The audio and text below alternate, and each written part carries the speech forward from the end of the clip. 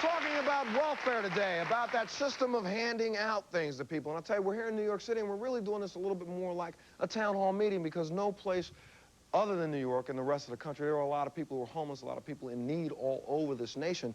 But here in New York, it kind of comes home every single second of the day. You walk down the street, no matter where you are, and you see able-bodied people standing out on a street corner with their hand out, looking for a handout. You also see it, I mean, I've been scammed so many times. I was in L.A. recently, and I and my wife were driving down the road, and I saw this woman. I'll tell you, it was the most heart-wrenching thing that you could ever imagine seeing. She's sitting on the side of the road, has this sign, "We'll work for food," 3 little kids on the curb beside her.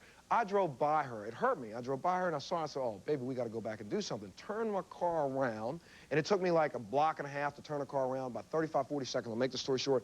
Turn the car around, I get back, and the lady was gone. And I was like, well, where did she go? And I drove up the street a little further, thinking she walked up with the kids. I pulled into a gas station. She is getting into a car, a very nice-looking car, with 3 guys in the front. They're piling the babies in the back.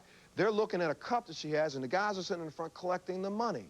Now, this is what happens. I mean, you walk outside now, you walk outside and you see guys standing on a street corner. I gave a guy, one day I felt better. Went to the restaurant, I bought a meal for him, brought it back out, gave him the meal.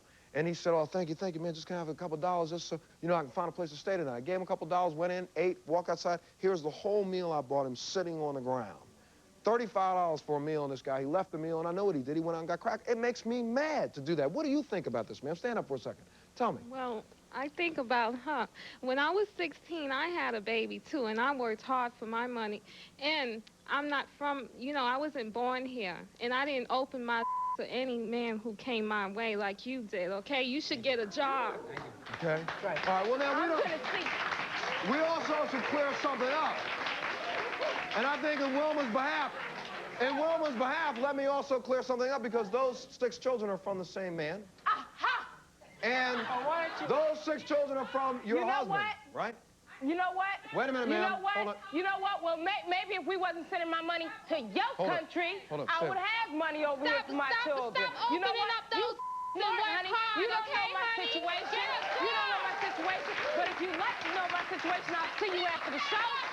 If you'd like to know my situation, I can arrange to meet you after the show. Hold on, Ronnie, because I'll tell you what, joining us right now, ma'am, wait a second, joining us right now. Because you're steady giving your assumptions. You cannot be heard without a microphone. Baby. Okay. You don't know my situation. Joining us right now is a young lady by the name of Susan Osgood.